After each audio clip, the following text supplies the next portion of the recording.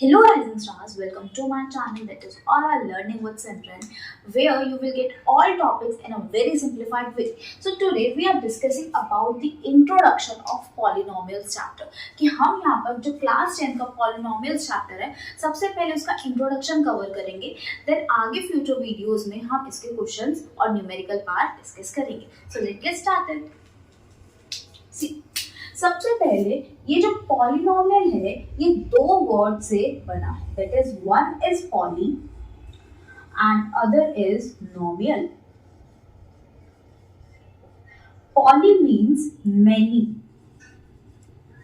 And नोमियल means terms. इसका मतलब इस पर्टिकुलर चैप्टर के अंदर हम पॉलिनोमियल्स यानी कि मेनी टर्म्स के बारे में डिस्कस करने वाले हैं. For example we have monomial, binomial, trinomial. अब इसके कुछ हम पहले एग्जांपल्स देखते हैं. सपोज मोनोमियल में mono is one and नोमियल is terms, right. तो इसका मतलब मोनोमियल वो फैमिली है जिसके पास सिर्फ एक टर्म प्रेजेंट है, that is x square, right. मैं ये भी लिख सकती हूँ. For example 3x, for example x plus x that is equals to 2x, right. इसका मतलब कोई भी ऐसी सिंगल टर्म जो हमारा मोनोमियल फैमिली कंसिस्ट करे.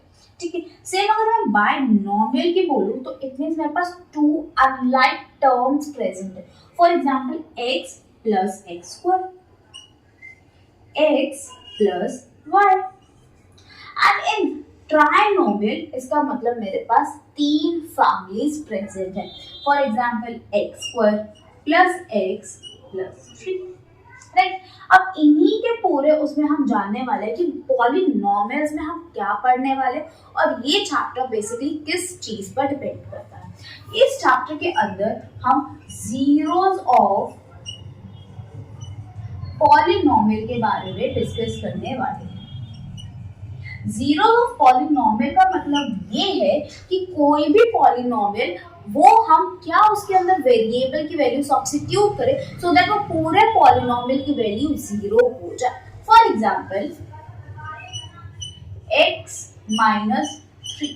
अब मैं x के अंदर क्या वैल्यू डालूं सो दैट कि पूरा पॉलिनोमियल जीरो हो जाए. We know at x is equals to 3. तो अगर मैं 3 की x की वैल्यू 3 डाली तो 3 minus 3 is equals to 0. इसका मतलब x minus 3 के अंदर सिर्फ x एक ऐसा वेरिएबल है, 3 एक ऐसी टर्म है जिसपे डालने के बाद ये पूरी पॉलिनोमियल जीरो हो जाती है.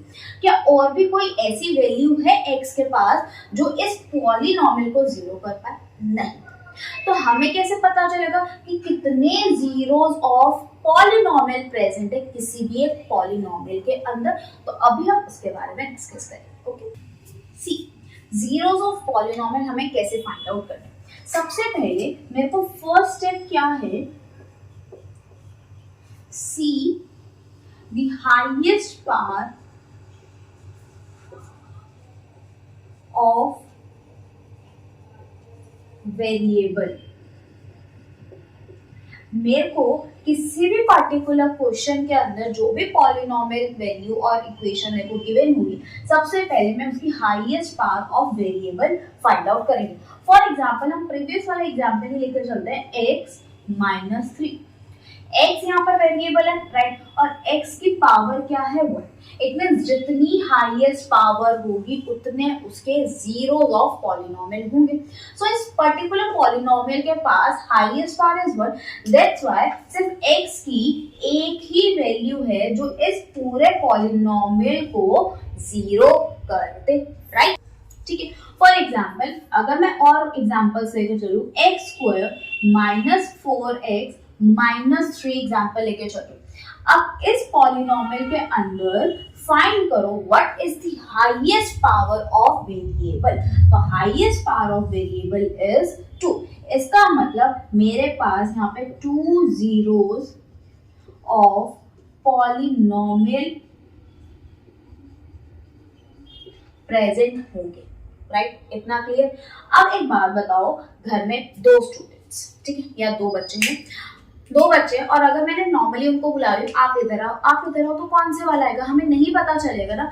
तो सेम अगर इसके पास दो पॉलिनॉमियल और दो जीरोस ऑफ पॉलिनॉमियल प्रेजेंट है, तो मेरे को इसको कुछ ना कुछ नेम तो देना पड़ेगा। तो मैं यहाँ पे दो जीरोस ऑफ पॉलिनॉमियल को, एक को अल्फा बोलते हैं और एक को बीटा बोलते हैं, ठीक है, इतना समझ आया। मैंने एक जीरो को बीटा बोला और एक जीरो को अल्फा से रिप्लेस आउट करा है। अब इस पर्टिकुलर पॉलिनॉमियल को भी ना हम कुछ एक नाम से बुलाते हैं, जिसके पास हाईएस्ट पावर 2 होती है उसको हम क्वाड्रेटिक पॉलिनॉमियल बोलते हैं, और सेम जिसके पास हाईएस्ट पावर 1 होती है उसको हम लीनियर पॉलिनॉमियल बोलते हैं, ठीक है। इतना समझा कि क्वाड्रेटिक कौन सा है और लीनियर कौन सा है। अब इसमें जो हम अल्फा और बीटा हमने मेंशन करा है, इसके इस चैप्टर के अंदर हमारे पास इन दोनों के भी रिलेशंस प्रेजेंट हैं, तो उसके बारे में हम डिस्कस करते हैं।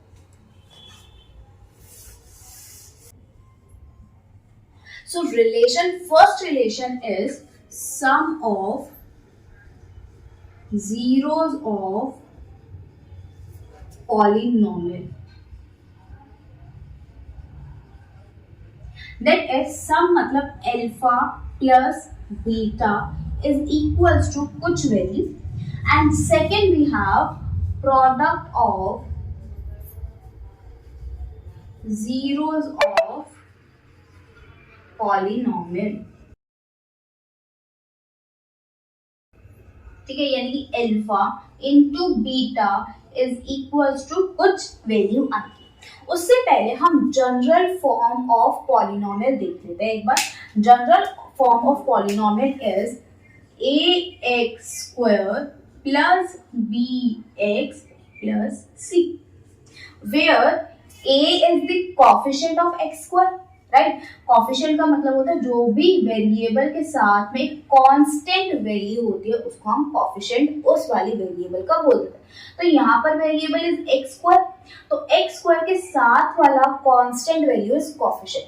It means a is the coefficient of x², b is the coefficient of x and this is our constant term। और जब भी हम कांस्टेंट वैल्यू या कोफिशिएंट लिखते हैं तो विद साइन इंडिकेट होता है, ठीक है, ये चीज ध्यान रखना। तो मैंने alpha plus beta is equals to minus b by a, यानी कि minus coefficient of x, coefficient of x divided by coefficient of x², ठीक है। सेम प्रोडक्ट की बात करते हैं, it is c by a, यानी कि दिस कांस्टेंट टर्म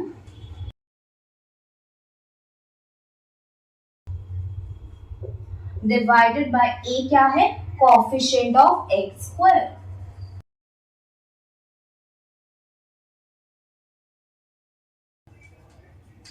तो हमारे पास ये बेसिक कॉन्सेप्ट है पॉलिनोमियल्स का, जिसमें हम जीरोस ऑफ पॉलिनोमियल के बारे में पढ़ने वाले हैं। Two zeros of polynomial for the quadratic polynomial and alpha and beta are the zeros of polynomial for quadratic polynomial, and here is the relation between alpha and beta. I hope you will like this video, so subscribe to my channel. Thank you.